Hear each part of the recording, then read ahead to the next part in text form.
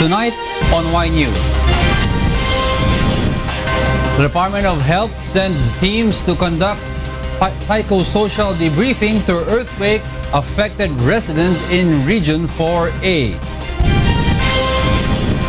Phivolcs looks into possibly a new fault that may have triggered recent quakes in the province of Batangas. More than 100 additional immigration personnel are now deployed to augment manpower at NAIA terminals. The Court of Appeals confirms the conviction of U.S. Marine Lance Corporal Joseph Scott Pemberton for the death of a Filipino transgender. Meralco sets to increase power rate charges this month. And curious customers lined up outside one of Tokyo's ramen restaurants for a bowl of insect ramen. Y News begins now.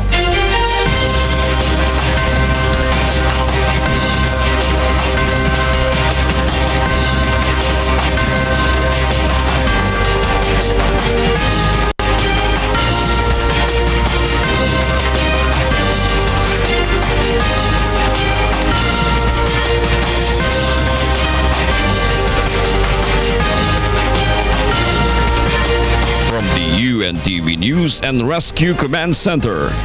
This is Y News with Angelo Castro III and Darlene Basingan. Good evening. The towns of Mabini, Tingloy, and Batangas City have been placed under a state of calamity due to the effects of the strong earthquake that recently hit the province over the weekend. Ray Pelayo will tell us why. The local government of Batangas says they need to use the calamity fund for the rehabilitation of damaged infrastructures in the 3 earthquake-hit areas. The epicenter of the earthquake was recorded in Mabini. It resulted to huge damages to infrastructures like in its wet market, seawall, and several resorts. Parts of Mount Makulot also caved in and cracks occur in some roads and houses. A series of aftershocks have occurred after the earthquake, prompting residents to stay in tents. The Provincial Disaster Risk Reduction and Management Office estimates the number of families staying at evacuation centers at more than 9,000. Pati tayo nagkakatrauma na eh. Yung psychosocial services sa social welfare, we really wanted that kasi may mga bata umiiyak na pagka umuuga. Kahit walang aftershock. The local government of Batangas is also seeking to provide additional aid to residents like food, clean water, medicines, and blankets. Earlier, the Department of Social Welfare and Development distributed aid to evacuees. Since Saturday, several aftershocks have been recorded in the province. Posible pang magkaroon ng mga paglindol kasi nga nabanggit ko na ang pagkilos ng fault na ito, isang lokal na fault sa may Mabini area, ay paunti-unti, no? Hindi biglaan na malakihan tapos magkakaroon ng sunod na maliit. Ito kasi paunti-unti, so hindi ibig sabihin tapos na kaagad. Ray Pelayo, UNTV News and Rescue, Philippines. The Philippine Institute of Volcanology and Seismology is currently studying a fault that may have triggered recent quakes that rocked the province. Ray Pelayo is back to tell us why. Last Tuesday, a magnitude 5.5 quake hit Tingloy, Batangas, while on Saturday, a 5.6 and 6 magnitude earthquakes rocked the town of Mabini, Batangas. This is the first time that Phivolcs has recorded quakes of such intensities from Batangas. Phivolcs has recorded more than 2,100 quakes in the area since April 4. A sequence of quakes striking in a relatively short period of time is known as an earthquake swarm. Maganda ito kasi instead of releasing yung energy ng earthquake in one big event, nire-release niya gradually to several small earthquakes. Phivolcs said a higher major quake can affect the nearby fault. The nearest fault from Batangas is the Lubang Fault, whose last movement was in 1994. Pero pag ganito kaliliit yung earthquake, hindi masyadong nakaka-disturb sa malaking area. No? So, very small yung possibility na apektuhan din yung mga nearby fault. Phivolcs said the public should prepare for the possible movement of the West Valley Fault. It is a 100-kilometer stretch from Bulacan to Laguna. Ripe na siya for another movement at dapat tayo maganda lahat. Phivolcs is unsure if Taal volcano will be affected by the recent quakes in Batangas, but scientists say that a strong quake can influence the activities of a nearby volcano. Maraming scientists ang naniniwala na kaya pumutok ang pinatubo, maapektuhan yung magma chamber sa ilalim ng malakas na ground shaking. Ray Pilayo, UNTV News and Rescue, Quezon City. The Department of Health or DOH will have victims of the recent earthquake that hit Batangas undergo mental health and psychosocial debriefing. Aiko Miguel will tell us why. Residents in Batangas are still afraid to go back their homes following a strong earthquake that hit the province last Saturday. This prompted the Department of Health or DOH to send personnel that would provide psychosocial debriefing to residents in affected areas. Also yesterday, we have deployed our mental health and psychosocial support team from the National Center for Mental Health because that was one of the needs. Because the people are afraid, no? And dami pang aftershock. Aside from psychosocial support, the health department also distributed medicines and 50 tents worth 600,000 pesos. 7 tents were brought to the Batangas Medical Center and several affected hospitals in Region 4A.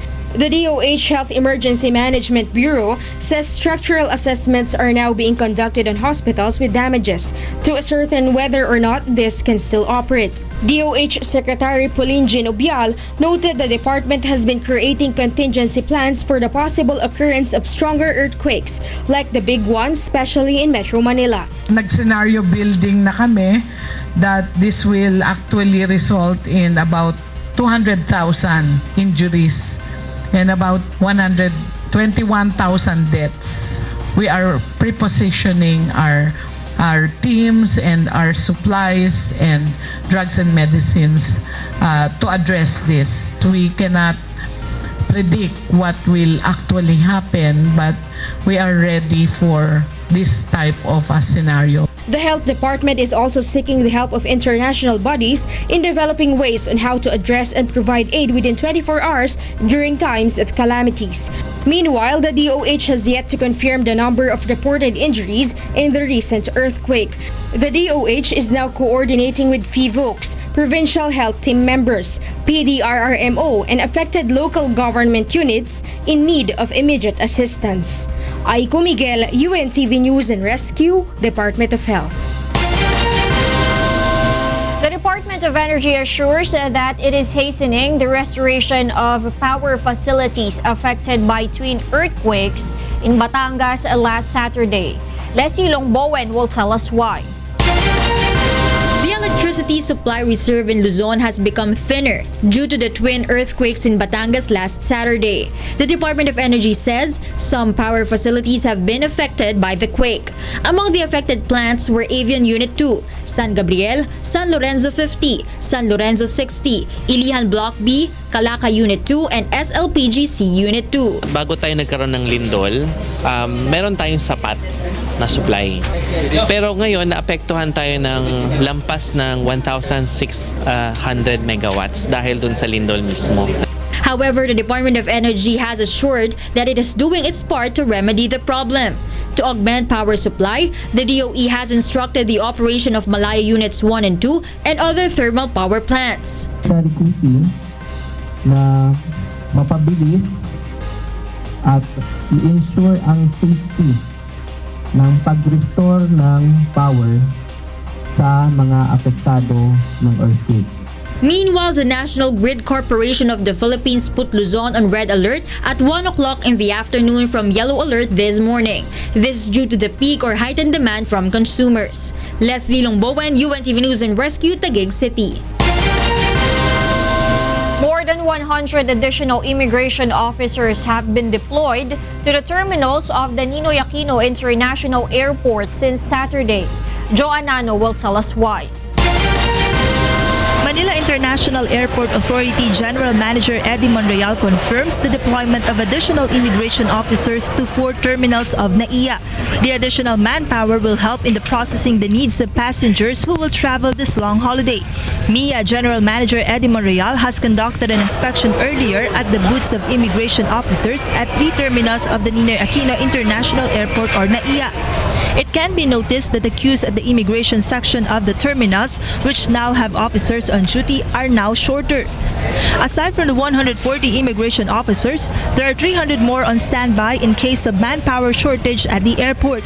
MIA personnel have also started their duty at the immigration section to help the passengers on queue. MIA estimates a 10 to 15% increase in the number of airport passengers this long holiday. Due to worry over longer lines, some passengers have arrived early at the airport. Some have also checked in at the counters 5 hours after their scheduled flights. 4 hours kasi usually siya ang traffic. Minsan nakabot ng 2 oras. Para hindi mabala sa traffic at saka sa pila. Ganun nga daw, may problema nga daw. Pero sana wala. Kasi para hindi kami malate. Kasi yung van na sinakyan namin, galing pong Ilocos. At dumating dito alas 4 ng madaling araw. Anong oras pa flight niyo ba?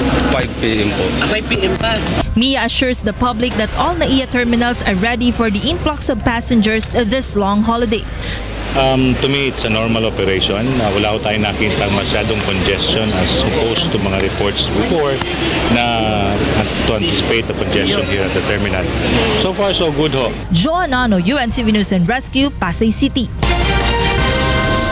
A lawmaker is looking into the possibility of incorporating the functions of the Bureau of Immigration under the proposed Department of Migration. Nel Maribuhok will tell us why. 5 bills which seek the creation of a Commission on Immigration are now pending in Congress. Under the Philippine Immigration Bill, a commission would replace the Bureau of Immigration or BI. Immigration spokesperson Antoinette Mangrobang says they see the said proposal as the solution to the salary problem of BI employees. To have the Philippine Immigration Act, the bill be certified as urgent. Ito po ay nakikitang long-term solution dun sa kinakailangan naming salary upgrade. Batak OFW Party List Representative Anesito Bertiste is not favor of making the agency a commission. Instead of making it as another commission of immigration, instead of just a bureau, so nagra-right sizing nga tayo as much as possible. We are streamlining all government agencies. Instead of the said proposal, Bertiste says they are studying the possibility of putting the Immigration Bureau under the proposed Department of Migration and Development. Dapat talagang busisiin natin at pag-aralan ulit o kinakailangan amyendahan ang Immigration Act, gawin natin. At kung ito ay maisasama na rin under the Department of Migration and Development, might as well kunin na natin to sa DOJ yung function na to. The lawmaker believes the problem on immigration personnel and their salary upgrade might be resolved through the passage of the said proposed bill. Nel Maribuhok, UNTV News and Rescue, Quezon City. Meralco announces an increase in electricity charges this month. Leslie Long Bowen will tell us why. Manila Electric Company or Meralco says power rates will go up this April by 23 centavos from the overall rate of 9 pesos and 67 centavos per kilowatt hour in March. It will increase to 9 pesos and 89 centavos this month. Meralco explains the electricity rate hike is due to the upward movement in the generation charge. Yung pagtaas naman kasi sa singil sa kuryente ay bunga ng pagtaas ng WESM rates. No? Tumaas din yung rates ng independent power producers bagamat bumaba yung sa power supply agreements namin. Pero ito kasi more or less bunga pa rin ng may ilang mga plant outages. No? Tumaas din yung demand. In line with this, Meralco has reminded the public to conserve electricity these summer months. Yung energy efficiency, energy savings, yung pagtitipid sa paggamit ng kuryente, malaking tulong yan. Lalo na ngayon na medyo may problema nga tayo sa supply situation. Several plants have been damaged last Saturday due to the earthquake that hit Batangas. This incident affected the supply of electricity in the Luzon grid. But the National Grid Corporation of the Philippines assures the public that the problem has already been addressed. The Department of Energy is also ready to declare red alert status in case problems in power reserves in the Luzon grid occur. Leslie Longbowen, UNTV News and Rescue, Taguig City. The public is advised to finish their bank transactions as early as Wednesday. This is to avoid bank closure schedules starting on April 13. The Bank of the Philippine Islands and BPI Family Savings Bank branches will be closed from Thursday, April 13 to Sunday, April 16. All branches of Banco de Oro or BDO and Security Bank will be closed from Thursday to Saturday. Meanwhile, the operation of the said banks at the Ninoy Aquino International Airport or NAIA will be open from April 15 to 16 at 11 in the morning to 7 in the evening for customers with terminal passes. The PS Bank will also be closed on Thursday and Friday.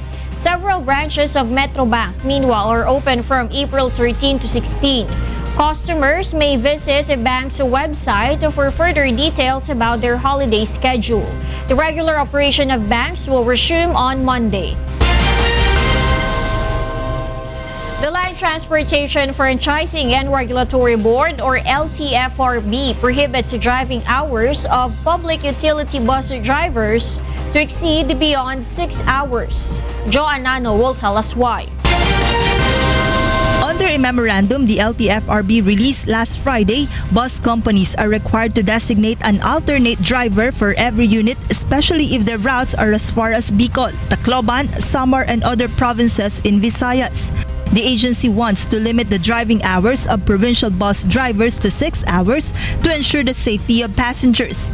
LTFRB spokesperson Attorney Aileen Lizada explains, bus drivers usually experience minor sleeping disorders, especially those in night shift.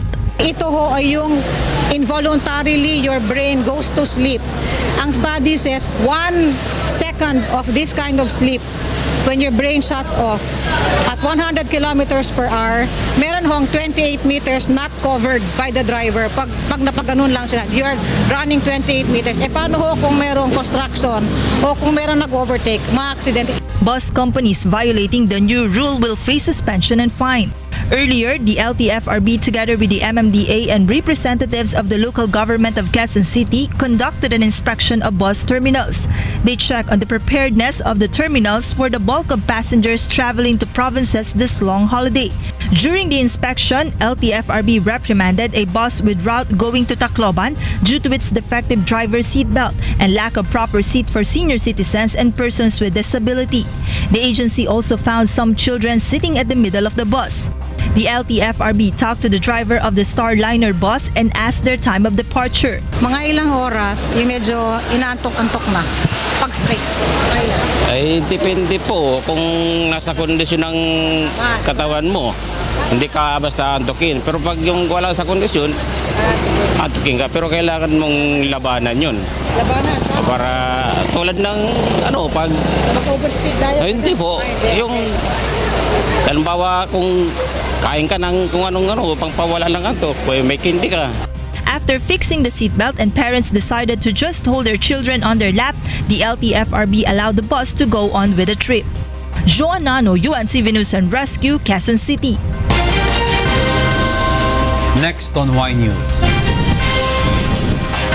The Court of Appeals affirms conviction of U.S. Marine Lands Corporal Joseph Scott Pemberton for the death of a Filipino transgender. And a Filipina migrant worker in Taiwan reported to have contracted chikungunya virus. Y News will be right back. The Court of Appeals has affirmed the conviction of U.S. Marine Lands Corporal Joseph Scott Pemberton for homicide in relation to the death of a Filipino transgender Jennifer Laude more than 2 years ago. Roderick Mendoza will tell us why. The Court of Appeals denied the appeal of U.S. Marine Lance Corporal Joseph Scott Pemberton on his conviction for the killing of transgender Jeffrey Jennifer Laude last October 2014 in Olongapo City. In its decision, the CA Special 16th Division affirmed the ruling of Olongapo Regional Trial Court Branch 74, finding Pemberton guilty of homicide. He was sentenced 6 to 10 years in prison. According to the appellate court, it was clear that Laude died from drowning after Pemberton pushed him into the toilet bowl of the motel.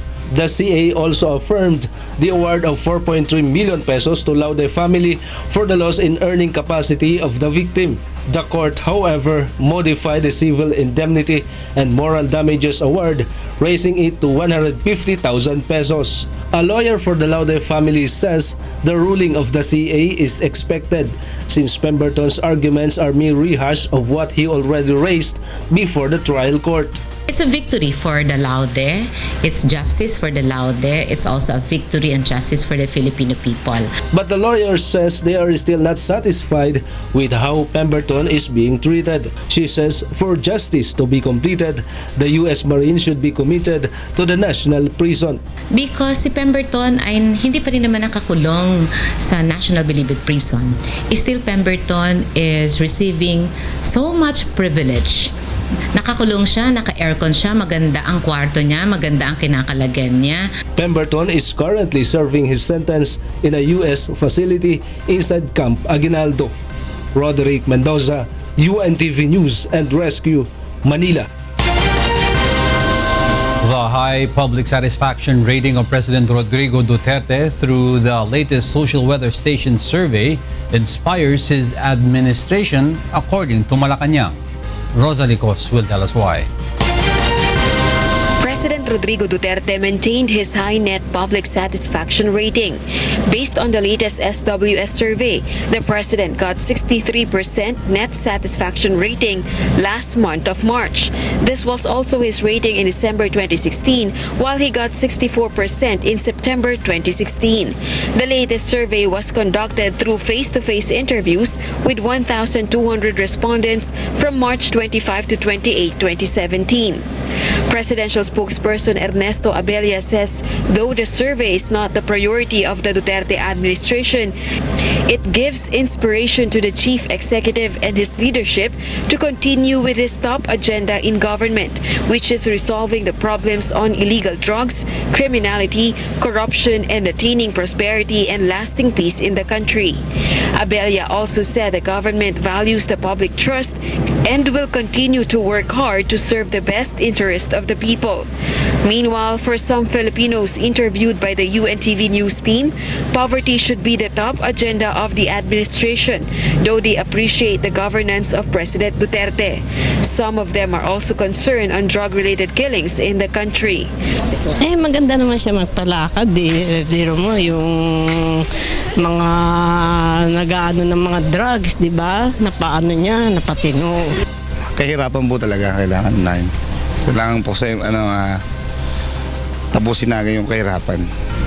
Pataasin yung mga pababain yung mga pagkain, mga bilihin.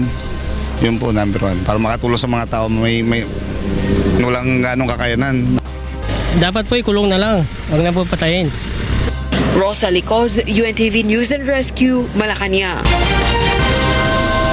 President Rodrigo Duterte will be busy in the coming days as he departs to the Middle East.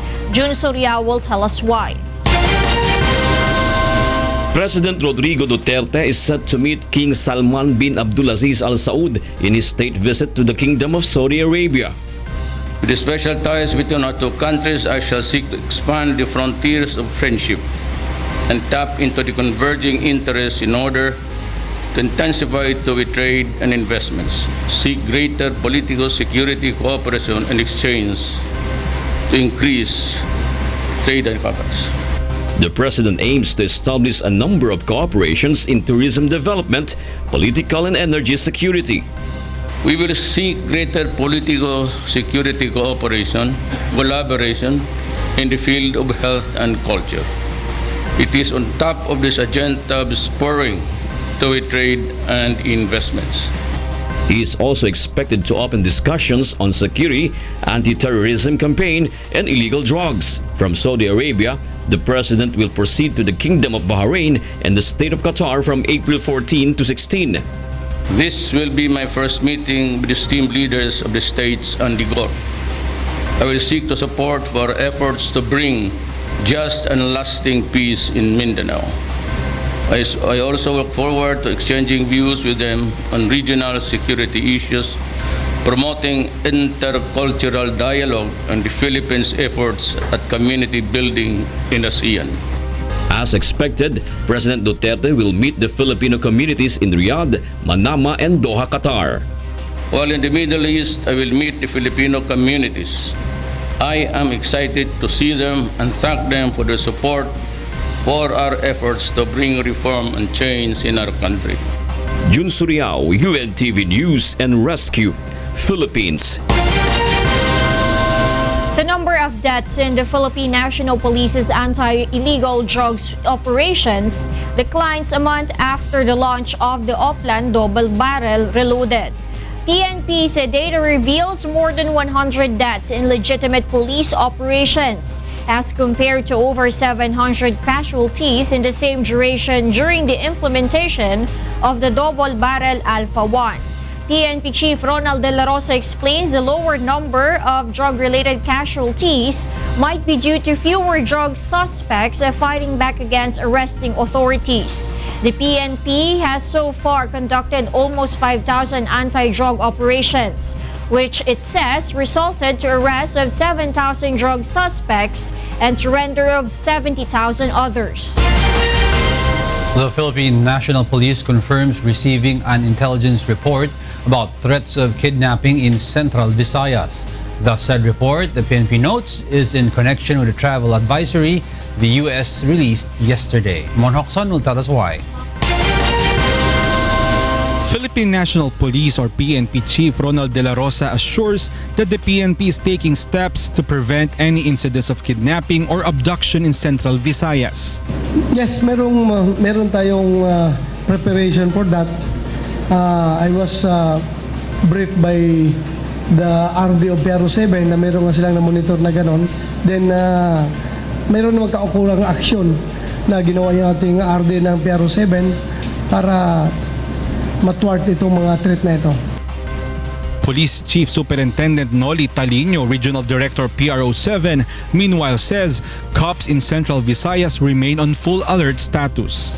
And we are not taking this information lightly, but ang countermeasures natin dyan ay naka-in place pa rin yung ating PNP, security at saka yung ating AFP counterparts na nagkaroon tayo ng coordination. The police are also coordinating with hotel and resort owners to ensure the safety of vacationers. Nakahanda naman tayo dito and we are assuring the public, especially the tourists, the foreign and local tourists, that our security system is in place together with our AFP counterparts. De La Rosa has not detailed the contents of the said intelligence report, but he assures the public that the PNP is ready to face any threats to the country's security. Huwag kayo matakot. I am giving assurance to the people na yung ating mga pulis sa Central Visayas ay ready po. Kaya huwag kayo matakot pumunta sa mga lugar na yun. Sir, although mayroong advisory sila, that's their role to advise their citizens. It can be recalled the U.S. Embassy warned its American citizens in Central Visayas to take necessary precaution. This is after the U.S. authorities receive, quote, unsubstantiated yet credible information, end of quote, that terrorist groups are present in the said area. De La Rosa also reminds tourists to avoid going to areas known to have presence of Abu Sayyaf group and where kidnapping incidents occur. Monhok Son, UNTV News and Rescue, Camp Crame. The Bureau of Jail Management and Penology, Negros Island region is now on red alert. Bernard Dadis will tell us why. The Bureau of Jail Management and Penology Negros Island Region is conducting a manhunt operation to capture an inmate who managed to escape from the Negros Occidental District Jail. Recall yung lahat ng personnel. Yung iba, sumama sa recovery. At saka doon yung iba naka-standby.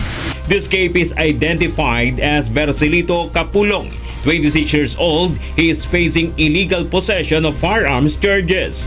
Capulong managed to escape early dawn last Sunday with another inmate identified as Ramon Ventura, who is facing charges of carnapping.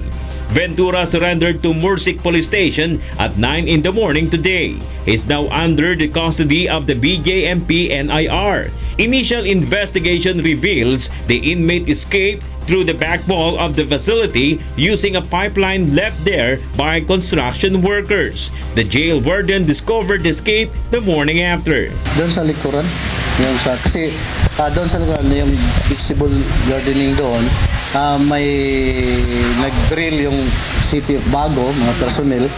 Yun, ang ginamit nila yung mga pool ba yun? Ginamit na para baakyat. Hindi na malayan eh. The incident prompted authorities to tighten the security at the facility. The jail warden has also been relieved by the Negros Occidental District Jail. Bernard Dadis, UNTV News and Rescue, Philippines. Bureau of Immigration spokesperson Antoinette Mangrobang confirms that self-confessed hitman Arturo Las Cañas left the country last Friday for Singapore based on their records. She noted Las Cañas is allowed to leave as there is no whole departure order issued against him. Our system did not have any record of any whole departure order or immigration lookout bulletin issued under the name Arthur Las Cañas, and as a result of which, and upon clearance from the chief of the Port Operations, he was allowed to depart from the country. Las Cañas is expected to return to the Philippines on April 22. Meanwhile, Senator Panfilo Lacson questioned the capability of Las Cañas to travel to Singapore. Lacson wants to know who shouldered Las Cañas' ticket and accommodation in Singapore. He is believed to have traveled together with his family.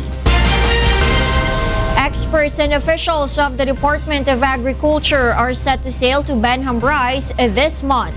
Secretary Manuel Piñol says they will begin to sail on Wednesday on board the sea vessels of the Bureau of Fisheries and Aquatic Resources, or BFAR. The DA will determine if floating structures for fish storage can be installed in the Benham Rise.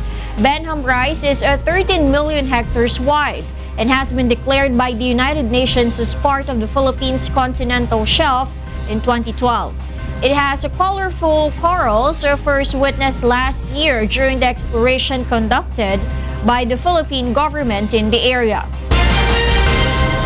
The Judicial and Bar Council, or JBC, opens the application for the position of retiring Supreme Court Associate Justice Jose Mendoza.